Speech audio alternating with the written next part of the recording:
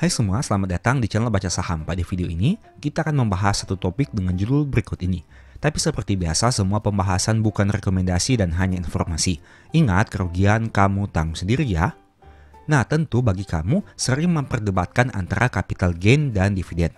Kamu tentu sering mendengar dan menonton banyak pembahasan yang memperdebatkan dua hal ini. Mana yang lebih baik antara capital gain dan dividen? Mana yang lebih besar, mana yang lebih sering, dan lain sebagainya. Untuk itulah pada video kali ini, saya mau membahas satu topik sederhana yang sering diperdebatkan. Kita akan melihat dari dua sisi yang berbeda, yaitu sisi plus dan sisi minus, entah itu capital gain maupun dividen.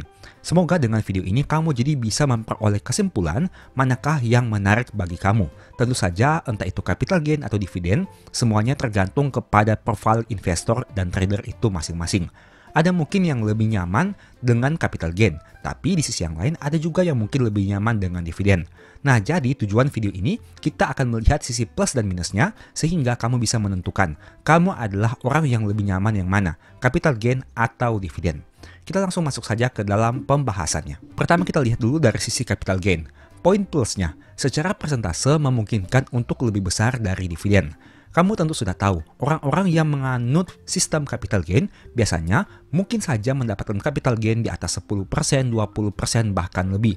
Sedangkan untuk dividen biasanya secara persentase cukup kecil, misalkan di angka 5%, 7%, 10%. Dan jika di atas 10% itu sebenarnya sudah termasuk besar untuk dividen yang diperoleh dalam jangka pendek. Disclaimer, kita hanya membahas dari sisi dividen jangka pendek. Mungkin untuk jangka panjangnya kita bisa memperoleh dividen dengan yield yang lebih besar lagi. Tapi pada video kali ini, kita mau fokus membahas yang jangka pendek saja. Sedangkan untuk poin minusnya, capital gain, persentase lebih besar tidak hanya kalau profit, tapi juga kalau rugi. Itu artinya selain capital gain, ada juga potensi capital loss. Jika kamu berpotensi memperoleh capital gain 20%, artinya tidak menutup kemungkinan juga kamu bisa memperoleh capital loss 20%. Bagaimana dengan dividen? Poin plusnya, kalau capital gain ada capital loss, kalau dividen tidak ada dividen loss. Artinya apa? Kemungkinannya hanya dua. Yang pertama, kamu memperoleh dividen, dan yang kedua adalah kamu tidak memperoleh dividen. Tidak ada yang namanya dividen loss, yang ada hanyalah tidak memperoleh dividen. Dengan kata lain, secara probabilitas kamu mungkin memperoleh dividen 0%, tapi tidak sampai minus. Sedangkan untuk capital gain, meskipun kamu bisa memperoleh capital gain katakanlah 20%, tapi di sisi yang lain, kamu bisa memperoleh capital loss minus 20%. Poin minus dari sisi dividen. Pertama, persentase dividen biasanya lebih kecil dari capital gain. Ini seperti yang sudah kita bahas sebelumnya. Jika capital gain bisa memperoleh angka 20%, untuk dividen angka 10% saja sebenarnya sudah cukup besar secara jangka pendek. Poin keduanya, untuk capital gain secara plus, bisa diperoleh lebih sering sesuai kemampuan analisa. Tentu saja tidak ada batasan seseorang bisa memperoleh capital gain maksimal berapa kali dalam satu waktu periode tertentu. Katakanlah dalam satu bulan, kamu bebas memperoleh capital gain 1 kali, 2 kali, 5 kali, 10 kali, dan lain seterusnya. Semuanya tergantung kepada kondisi pasar dan tergantung kepada kemampuan analisa kamu. Sedangkan untuk poin minusnya, tidak selamanya mendapat capital gain dalam transaksi. Bisa juga capital loss. Katakanlah dalam satu bulan kamu melakukan 10 kali transaksi. Tidak menutup kemungkinan dari 10 kali transaksi itu, kamu memperoleh capital gain 7 kali dan capital loss 3 kali. Tapi di sisi yang lain, tidak menutup kemungkinan juga terjadi hal yang sebaliknya. Kamu memperoleh capital gain 3 kali dan memperoleh capital loss 7 kali. Untuk sisi dividennya. Untuk poin plusnya, nominal dividen biasanya lebih konstan dari tahun ke tahun. Meskipun secara persentase lebih kecil, untuk dividen biasanya persentasenya lebih konsisten. Katakanlah jika kamu biasanya memperoleh dividen 5%, biasanya di tahun-tahun selanjutnya akan memperoleh dividen sebesar tersebut. Begitu juga sebaliknya, jika kamu memperoleh dividen katakanlah 7%, mungkin saja di tahun-tahun ke depan kamu akan memperoleh dividen dengan yield seperti itu. Dengan catatan kita menghitung harga saham di tahun tersebut. Apabila kita membeli saham sudah jauh-jauh tahun sebelumnya, maka secara yield bisa saja lebih besar. Poin minusnya, biasanya hanya diperoleh 1-2 kali dalam satu tahun. Ini merupakan salah satu kelemahan dari dividen yang sering diperdebatkan. Dividen itu biasanya hanya diperoleh 1-2 kali dalam satu tahun. Karena dividen itu sangat berkaitan dengan pencapaian laba, yang biasanya dibukukan dalam waktu 1 tahun untuk tutup bukunya. Kita masuk kepada poin ketiga dari sisi capital gain plusnya. punya probabilitas memperoleh capital gain bigger. Seperti yang saya katakan tadi, tidak ada batasan maksimal untuk persentase capital gain. Kamu bisa memperoleh 10%, 20%, 30%, bahkan 100%. Tidak ada batasan. Tapi di sisi minusnya, sulit diprediksi secara persentase karena tergantung kondisi pasar. Artinya, mungkin ada suatu kondisi di mana kamu bisa memperoleh capital gain dengan sangat mudah. Katakanlah semua saham yang kamu beli semuanya memperoleh profit dengan angka yang sangat maksimal. Tapi di sisi yang lain, hal itu sulit diprediksi karena semuanya tergantung pada beberapa kondisi di pasar saham, entah itu dari sisi pergerakan harga, dari sisi bandar, dari sisi makroekonomi, dan lain sebagainya. Untuk sisi dividennya, poin plusnya lebih mudah diprediksi dibandingkan persentase capital gain. Ini seperti contoh yang keduanya, di mana untuk dividen biasanya kita lebih mudah memprediksikan dan memproyeksikan ke depannya seperti apa. Sedangkan untuk sisi minusnya, tidak ada dividen yield bigger dalam jangka pendek. Artinya, untuk memperoleh dividen katakanlah di atas 10% saja sebenarnya sudah cukup baik. Karena biasanya dividen itu akan dibagikan dengan persentase di bawah 10%. Artinya, kamu tidak pernah mendengarkan orang memperoleh dividen 100% dari saham yang dibeli dalam jangka pendek. Ingat, kita meng-highlight kata jangka pendek karena dalam jangka panjang sebenarnya hal itu bisa saja terjadi. Kamu tentu sudah tahu beberapa cerita di mana orang-orang yang membeli suatu saham dengan harga yang rendah pada puluhan tahun yang lalu dan kini dividen yang mereka terima sudah sama dengan harga beli mereka. Saya tidak akan membahas lebih jauh terkait pembahasan itu pada video kali ini dan mungkin kita akan membuat video khusus terkait hal tersebut. Untuk poin keempat dari sisi capital gain plusnya, bergantung pada kemampuan analisa setiap investor atau trader. Artinya, jika kemampuan analisa kamu sangat hebat, kamu memiliki probabilitas yang jauh lebih besar untuk memperoleh capital gain. Itu semuanya tergantung kepada kemampuan analisa kamu secara pribadi. Untuk poin minusnya, tidak selamanya hasil analisa tepat, bisa juga salah. Sebagai seorang analis, tentu saja tidak ada seorang analis pun yang memiliki akurasi 100%. Artinya, kadang bisa benar, kadang juga bisa salah. Untuk sisi dividennya, poin plusnya adalah dengan melihat histori bisa diproyeksikan dividen di masa depan. Seperti yang sudah sering kita bahas bahwa dividen itu mengacu kepada data laba, data payout ratio, dan data histori. Sehingga dengan menggunakan data-data tersebut kita jadi lebih mudah bisa memprediksi dividen di masa depan. Tapi ada sisi minusnya, bergantung kepada kebijakan perusahaan dan jumlah laba yang dihasilkan. Artinya meskipun kita bisa menghitung secara proyeksi dan meskipun misalkan laba perusahaan besar, tapi jika kebijakan perusahaan menetapkan tidak bagi dividen, tidak ada yang bisa melakukan intervensi. Karena kita hanya sebagai pemegang saham mayoritas. Dengan kata lain, kita bisa saja tidak menerima dividen meskipun kita bisa memprediksikan ke depannya seperti apa. Karena yang bisa kita hitung hanya secara angka, tapi secara kebijakan kita tidak mengetahuinya. Poin kelimanya untuk capital gain. Lebih dipilih bagi mereka yang ingin meningkatkan portofolio. Tentu jika kamu memiliki modal yang terbatas atau modal kecil, akan lebih efektif untuk meningkatkan portofolio dengan mengandalkan capital gain. Katakanlah seperti yang saya sebutkan tadi, capital gain 10% bisa meningkatkan portofoliomu 10%. Dan tidak ada batasan untuk capital gain, bisa saja 20%, 30%, dan lain sebagainya. Tapi sisi minusnya, portofolio tidak hanya bisa meningkat, tapi bisa juga menurun. Artinya, kalau portofolio kamu berpotensi naik 20%, di saat yang sama, portofolio kamu juga berpotensi turun 20%. Itu merupakan dua hal yang sangat berkaitan dan tidak bisa dipisahkan satu dengan yang lain. Untuk dividen sisi plusnya, lebih dipilih bagi mereka yang ingin memperoleh cash flow tahunan. Nah, itu merupakan suatu keuntungan dari dividen karena biasanya lebih stabil dengan persentase yang lebih kecil dari capital gain secara relatif, tapi biasanya lebih rutin dan lebih konsisten dalam jangka panjang. Artinya, jika pada tahun ini kamu memperoleh dividen dari saham A, katakanlah misalkan 10 juta, pada tahun depan biasanya jika kondisi perusahaan itu relatif stabil dari tahun ke tahun, angka dividen yang kamu terima tidak akan berubah terlalu jauh. Mungkin ada naik turunnya, tapi biasanya tidak terlalu jauh jika perusahaan itu stabil dan kebijakan payout rasionya tetap. Meski begitu, tidak menutup kemungkinan juga di suatu waktu tertentu perusahaan tiba-tiba tidak bagi dividen atau nominal dividennya menjadi lebih kecil, sehingga kamu tidak memperoleh dividen atau cash flow secara tahunan dan atau juga kamu memperoleh cash flow dengan nominal yang lebih kecil. Nah, ini merupakan beberapa poin plus dan minus dari capital gain dan dividen. Silahkan kamu mempertimbangkan dan silahkan kamu memilih. Kamu lebih condong yang mana? Apakah capital gain atau dividen? Tentu saja setiap orang punya preferensi dan pilihannya masing-masing. Ada yang mungkin lebih cocok dengan capital gain karena tidak ada batasan dari sisi potensi capital gain yang mereka peroleh. Seperti yang saya katakan tadi, kamu mungkin bisa memperoleh capital gain 5%, 10%, 20%, dan lain sebagainya. Orang-orang seperti ini mungkin lebih menyukai tantangan dan mereka lagi fokus meningkatkan portofolionya. Tapi di sisi yang lain ada juga orang-orang yang lebih konservatif. Mereka tidak perlu memperoleh capital gain katakanlah 20%, 30% setahun, tapi mereka lebih mencari perusahaan-perusahaan yang bisa menghasilkan cash flow rutin kepada mereka, katakanlah 5-7% setiap tahun, tapi dengan nominal dan dengan frekuensi yang lebih tetap. Artinya jika tahun ini mereka dapat 7% dari dividen, di tahun depan mereka juga mengharapkan dividen 7% dan seterusnya. Tentu saja semuanya tidak ada yang pasti di pasar saham.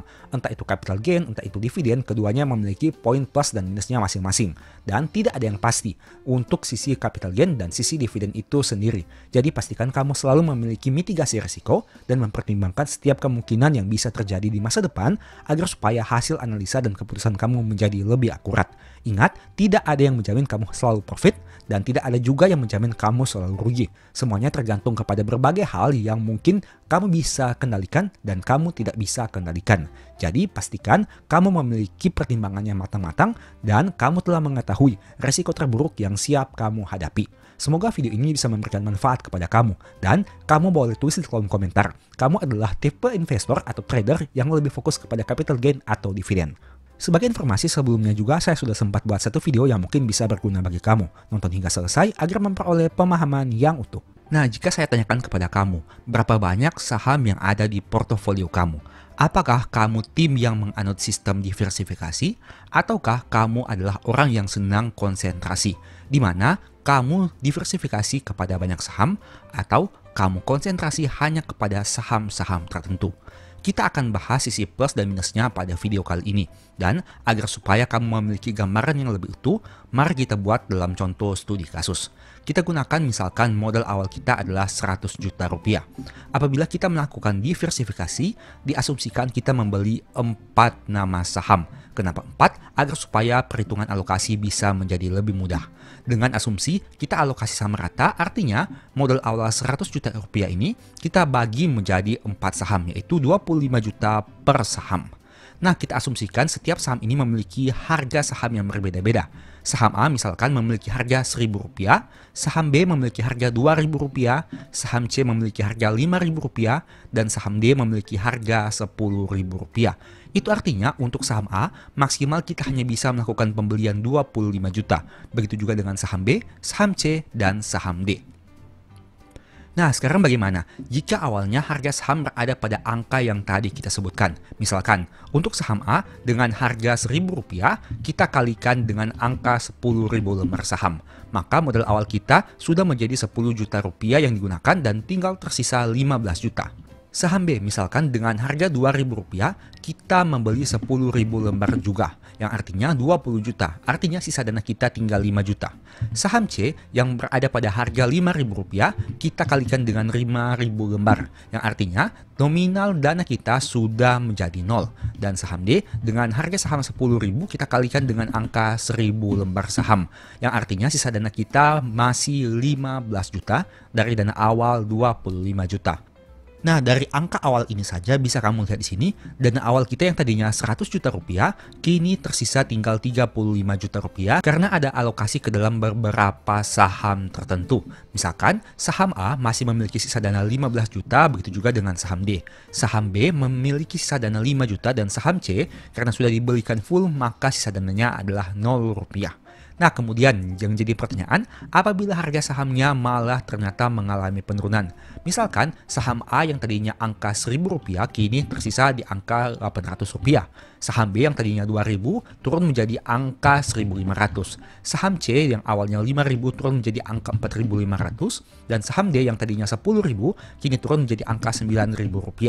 Bagaimana average down yang bisa kamu lakukan? Artinya dengan sisa dana yang kamu miliki ini, kamu hanya bisa melakukan pembelian maksimal dari sisa dana yang tadi kamu punya. Seperti yang tadi kita tampilkan bahwa saham A misalkan sisa dananya adalah 15 juta. Artinya kamu hanya bisa melakukan pembelian maksimal 15 juta Dan jika kita hitung misalkan kamu membeli 10.000 lembar saham lagi, maka dana alokasi kamu hanya tersisa 7 juta rupiah karena sudah dibelikan saham 8 juta rupiah. Nah, untuk saham B, misalkan dengan penurunan harga ke angka 1.500, kamu mau melakukan pembelian 2.000 lembar saham. Yang artinya dana kamu akan berkurang menjadi hanya tersisa 2 juta rupiah karena sudah dibelikan saham 3 juta rupiah. Untuk saham C, meskipun harganya mengalami penurunan, kamu tidak lagi bisa melakukan pembelian karena dana alokasi kamu sudah habis.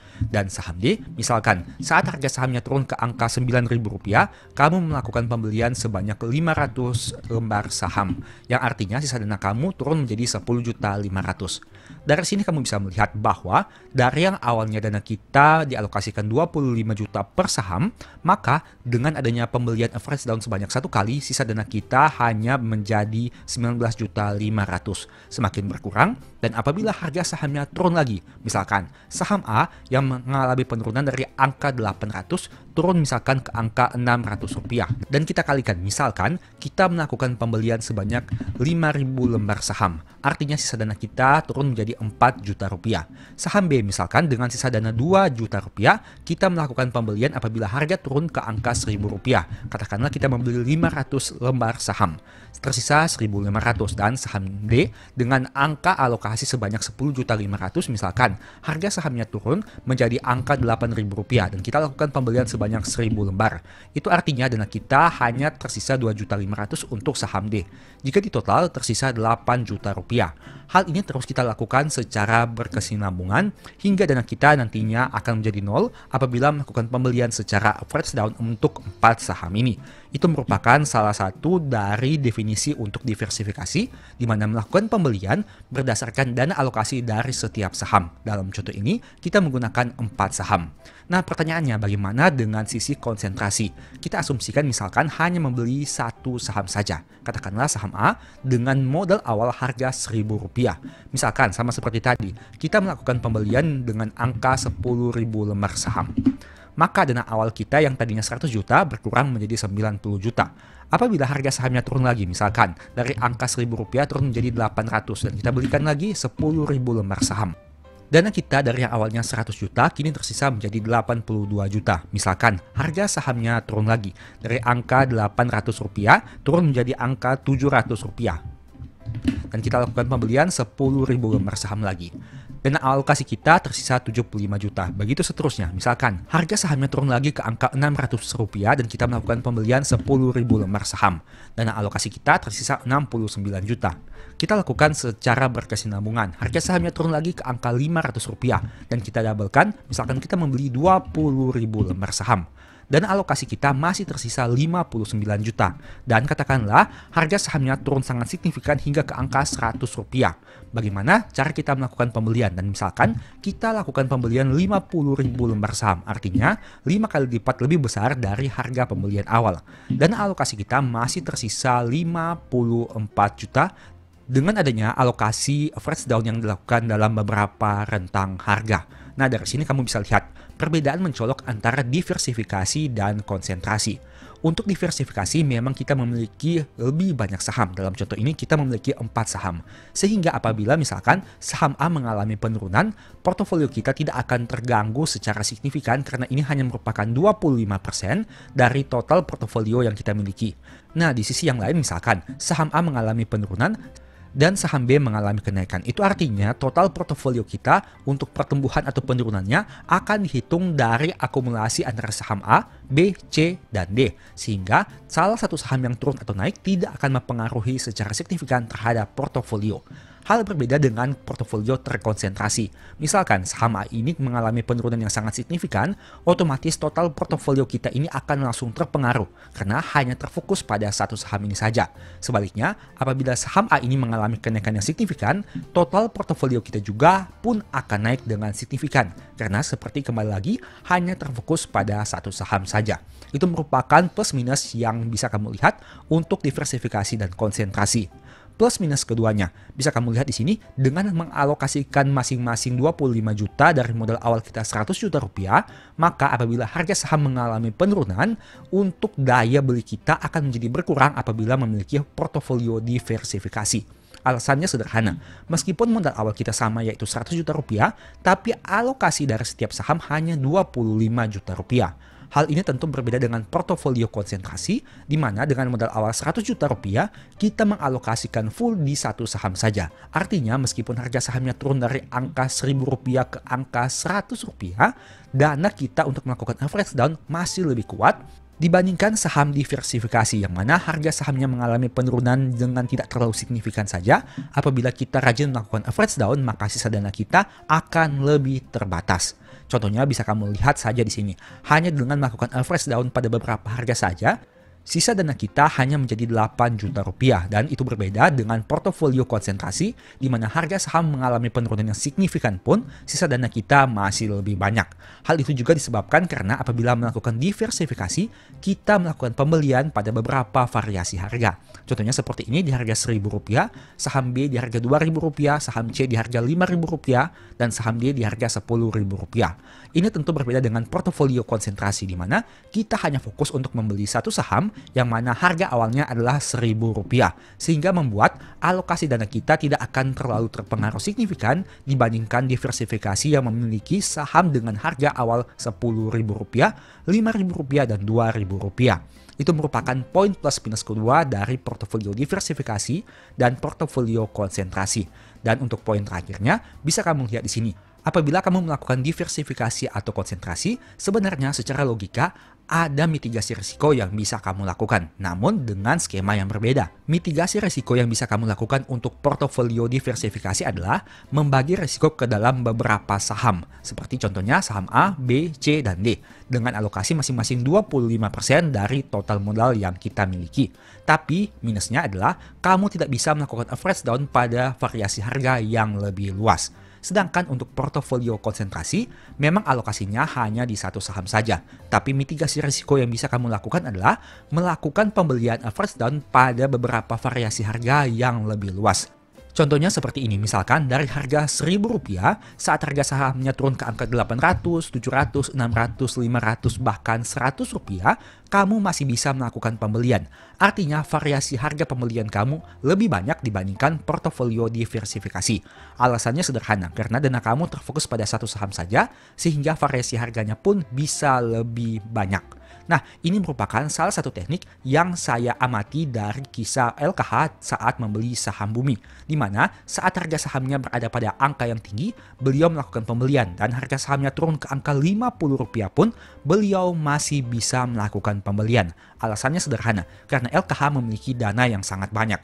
Bagaimana dengan kita yang hanya memiliki dana recehan ini? Salah satu hal yang bisa kamu lakukan adalah dengan melakukan konsentrasi, di mana kamu jangan fokus kepada saham yang lain. Apabila harga sahamnya mengalami penurunan, fokus saja kepada satu atau dua saham yang menurut kamu sangat menarik, yang memiliki potensi keuntungan di masa depan paling maksimal.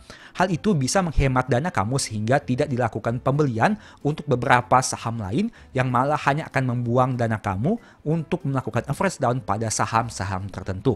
Itu merupakan salah satu teknik yang bisa kamu lakukan dan kamu pertimbangkan apabila harga saham mengalami penurunan.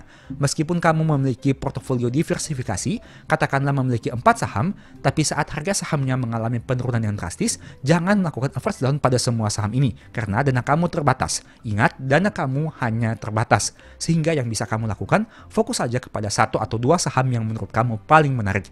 Sehingga apabila harga sahamnya terus mengalami penurunan, untuk alokasi sisa dana yang berada pada saham yang lain, bisa kamu pindahkan dulu ke saham yang menurut kamu paling menarik. Contohnya misalkan, pada kondisi ini saham B masih memiliki sisa dana 1.500.000 dan saham D masih memiliki sisa dana 2.500.000. Angka sisa dana ini 4 juta rupiah bisa kamu alokasikan dulu ke saham A apabila kamu melihat saham A yang paling menarik. Itu merupakan salah satu mitigasi risiko yang bisa kamu lakukan.